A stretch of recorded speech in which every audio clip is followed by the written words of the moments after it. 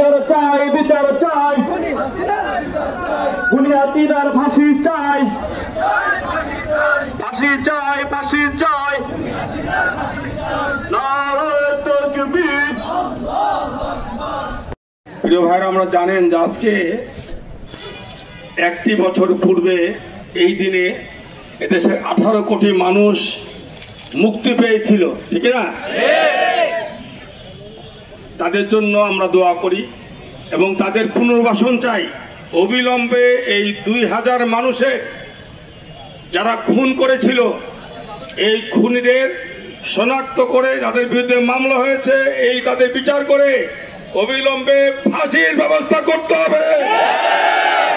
বরং এখনো করতেছে, তারা হাসপাতালে মৃত্যুর সাথে পাঞ্জা লড়ছে।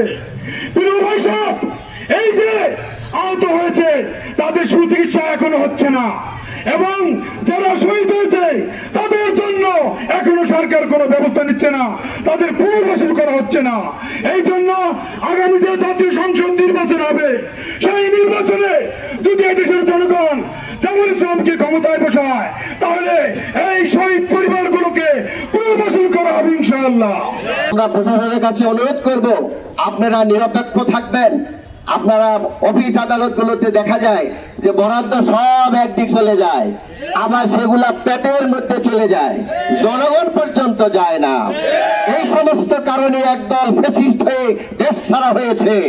আমরা চাই না এদেশের কোন সন্তান, কোন সরকার, কোন রাষ্ট্র, মানে কোন দল এইভাবে বেইজ্জতির মুখোমুখি হোক।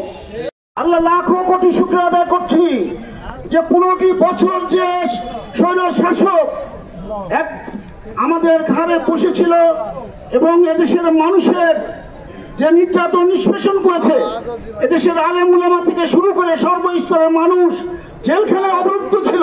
আমরা ছিলাম জেলখানায় অবরুদ্ধ, আমরা বাড়িতে ঘুমাতে পারি না অত্যাচারের কারণে। সেই জুলুম অত্যাচার থেকে আমরা রেহাই পেয়েছি যাদের কারণে, সেই যারা শাহাদত বরণ করেছে আমি তাদেরকে শ্রদ্ধা স্মরণ করছি। জামাত ইসলামের শীর্ষ পর্যায়ে নেতা কর্মীদেরকে ফাঁসির কাস্টে ঝুলিয়ে হত্যা করেছে।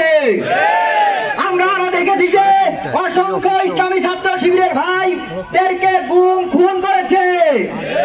এমনকি এখন পর্যায়ে আমাদের যে সকল ভাইদেরকে গুম করেছে তাদেরকে আমরা এখনো পাই নাই।